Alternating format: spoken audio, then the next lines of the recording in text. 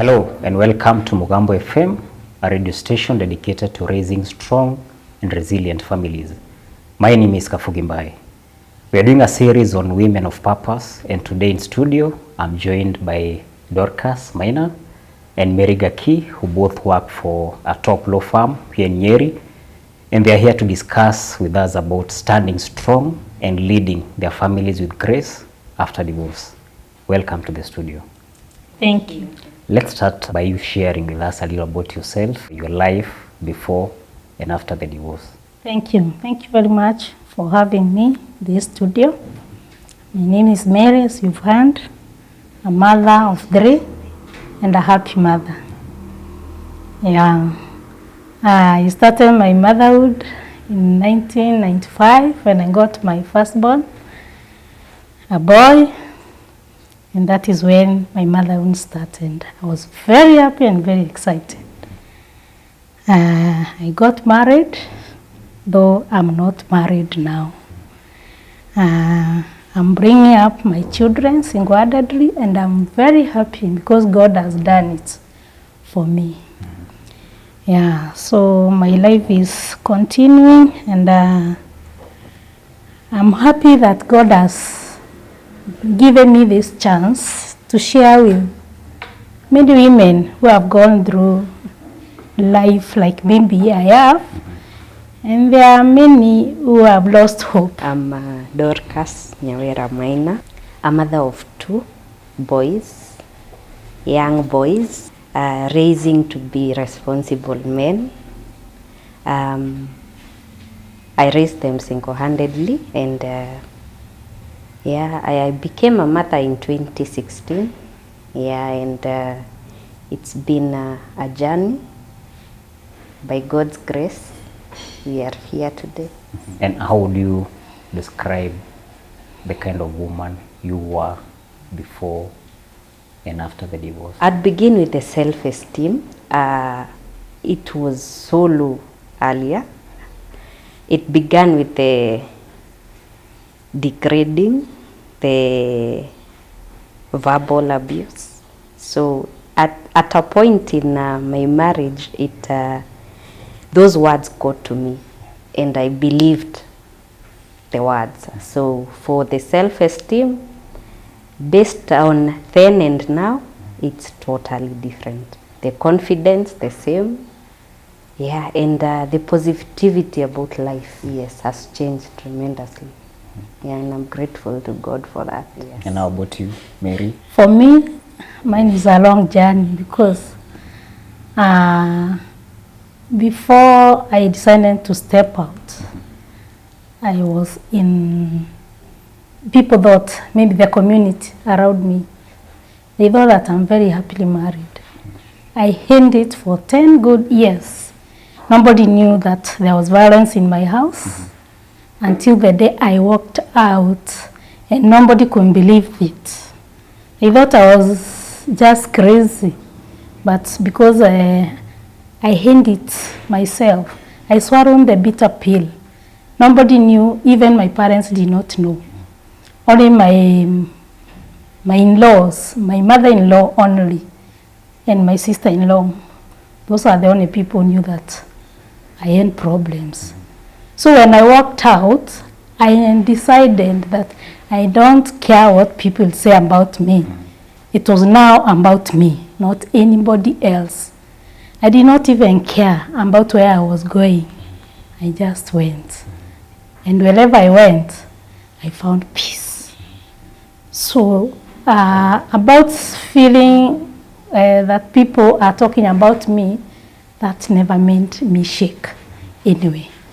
I was happier because I knew where I have come from.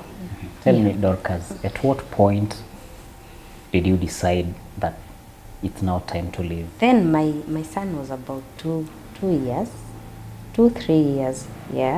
and we went to the grandmother, my mom, and then went back home, now where we lived. And because of the time we arrived in the house, I remember it was 7:02 on a Sunday evening, and I was beaten because of going past 7 with a young child. And then I think there were insecurities which I feel like I didn't see them. Yeah, but at that point, that Sunday, after the beating, he apologized. But on Monday morning, I had decided enough was enough. Because the bruising I had when I left, I knew I'm going home to my mom. But at the same time, I have to go with my child. Because I can't leave my child with a dad. So I decided to go home with a few things. And yeah, we never went back. Yes. I stayed in my marriage for all those years from 1994 until 2013 when I left, when I could not stomach it again. It was not working anyway. And I believed it was not working. Why? Because I used to go to church after work, talk to my God, and then go home. There was no peace at home, so I could not even pray when I was at home. So I decided that I passed through the church, pray.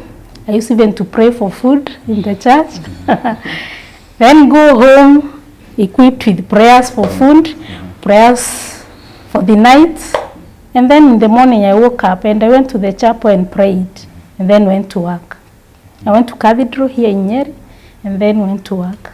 So nobody knew that I was going through anything, but I tried my best to be close to God. And I think that is why I am here even today. Dorcas, what's the most unexpected lesson you learned about yourself after the divorce? The strength to bounce back. That is something I didn't think I had. Yeah, and also the support system. They were there to hold me, show me, yes, God hasn't left you. This is just a part of your life. You have a longer part to keep going. So, yes, the bouncing back, yeah, I think the strength to keep going for the kids, for myself, I think I didn't have that. How did you rebuild or redefine your life after divorce? Yes, you can go first. Prayer. I started a prayer journey. I started committing myself in the church even more. And now I got even leadership in the church. I've been a leader for so many years, and I am even today. Hard work. You have to work very hard, because now you know there's no one else that you are going to say, please help me do this. So you have to be focused, work very hard, and that is what I did. I focused on my children and my life, and I knew that still my parents are there. They might be watching over me, but I had to be very strong for everybody, strong for my children, strong for myself. A woman heals herself. She the inner healing, it's a God's gift that we have natural healing ourselves. Unajua sisi tunaongea. If we are not like men who don't say things that hurt them. Tunaongea ili wenzetu watusaidie. When you say something and you cry, inakutoka tu. So that's how we overcome. Dorcas, how did you transition now to living alone, independently? Did the divorce impact your career, for instance, your financial situation? And how did you navigate that? Having a support system, especially with the family, helps either the divorcees, either of them. And I think that is a foundation, it's sort of a foundation that as a person, if you have it, you can crumble when you reach home. Then you have to go back. Like you have to support yourself and have the confidence to go back to working hard, to your job, to your life, step by step by step. And I think for me, I took each step at a time. I didn't have to come from acting I have as if I've healed and going directly to work. At that point, I had not joined Nderi and Kingati, so I was in a different field, and the pain then, I didn't know how to navigate it. And after now joining Nderi and Kingati, I've gained the step by step healing. And if I was asked 2 years ago to talk about it, I wouldn't have. Yes, but now I'm glad I can talk about everything that happened. And Mary, you have adult children at the moment. How did your relationship with them evolve after the divorce? Thank you. That's a very good question. You know, now they are adults. You have to tell them that we are here. But that time they were not adult when I left. They were still young, because my son was in Form 3 and my daughter was in Standard 3. Huyo mwingine alikuwa nursery. But later on, you know, now it's a journey. I had to tell my son first. I took my divorce when he was in university, so I told him.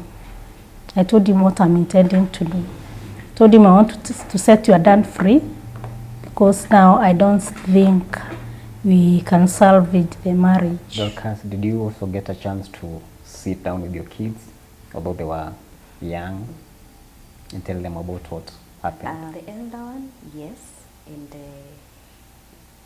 surprisingly he has taken it so well.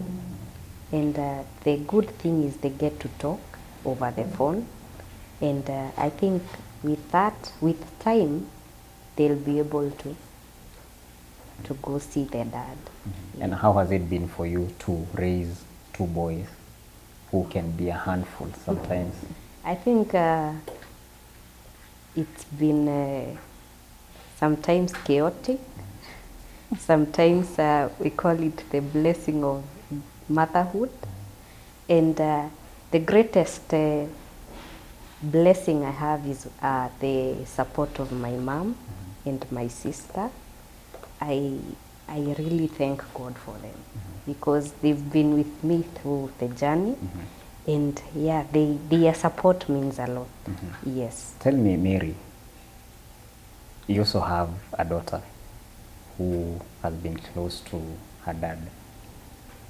How have you handled her relationship with the dad? That one, we are still moving with it. I'm still trying to make them bold.